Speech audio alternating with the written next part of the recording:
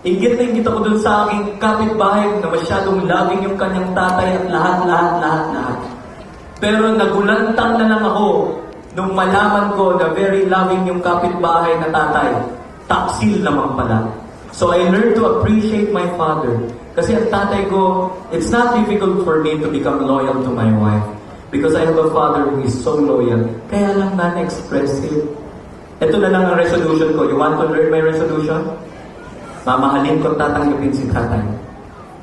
Pero pag naging parent ako, I will be the most expressive father that the world will know.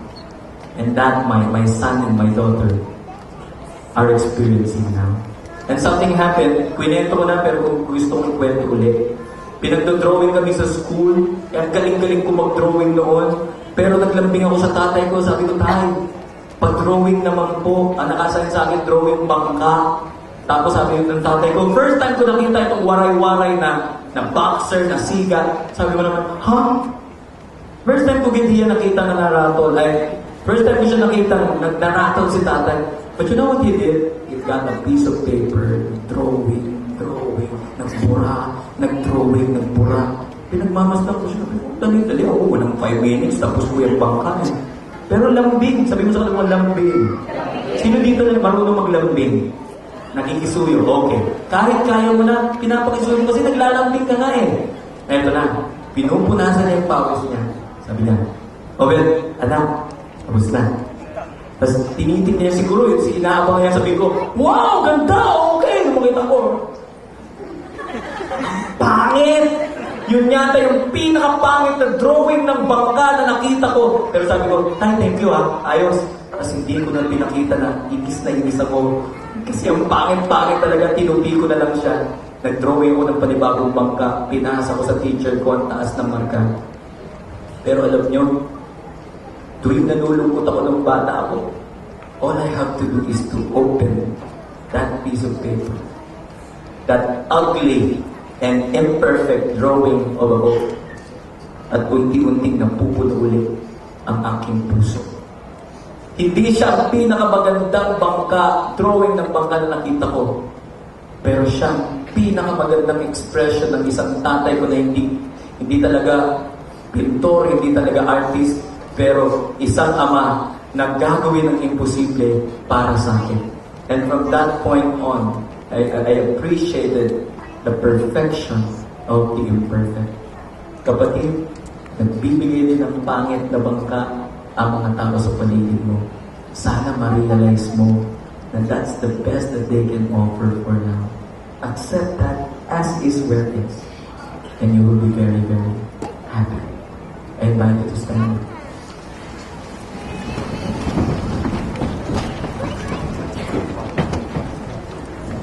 Place your hands on your heart.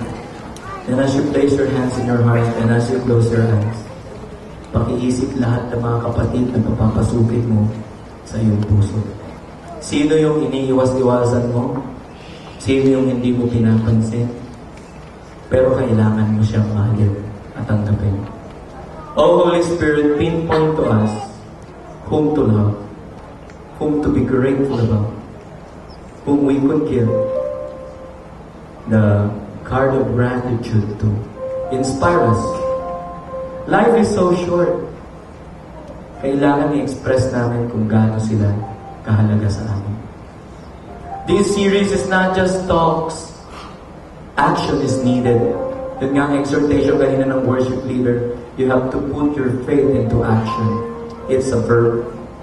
As you are praying right now, the ushers will give you the cards, the gratitude cards.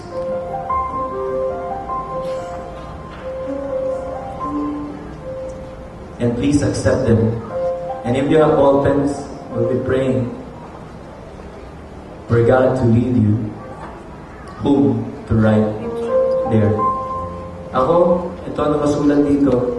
I'm giving this very special gift card to you, Tatay. On Sunday, I will be visiting my father and tell him that he means a lot to me.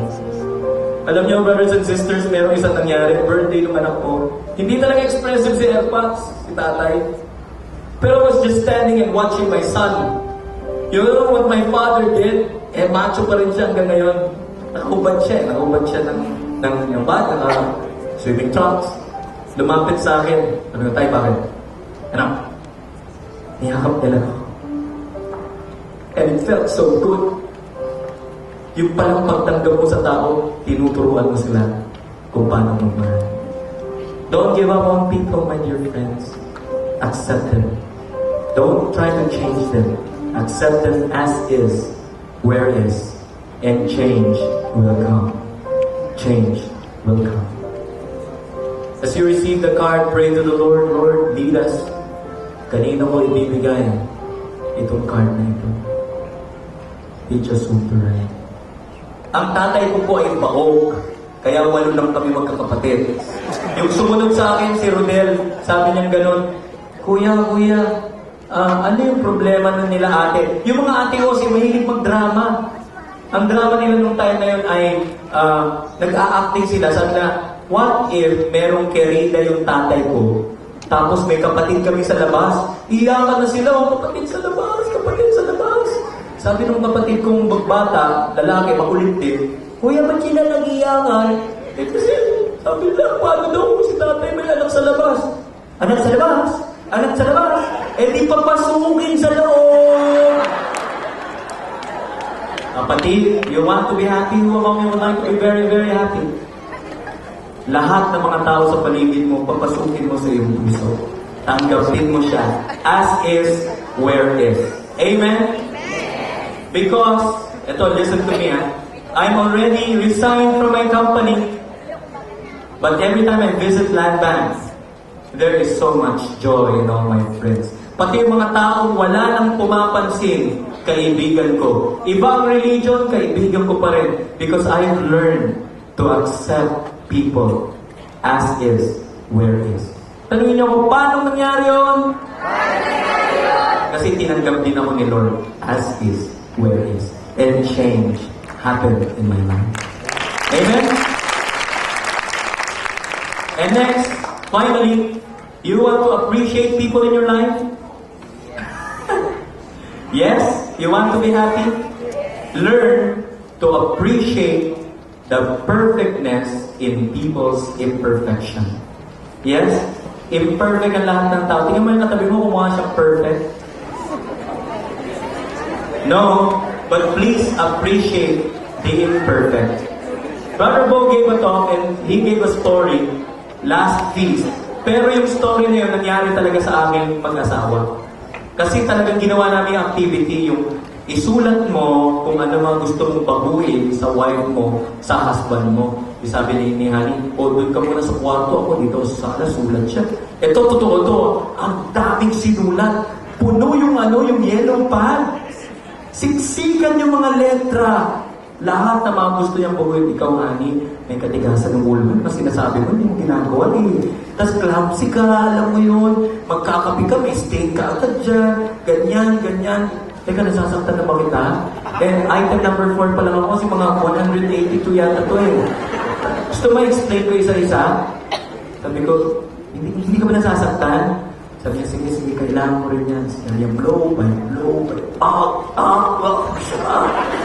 Doon sarado. Sabi niya, Honey, tapos na ako. Gusto mo i-explain ko, i-qualify ko. Sabi ko, sabi niya, ikaw, ano nakasulat niya? Sabi ko, wala akong may sulat eh.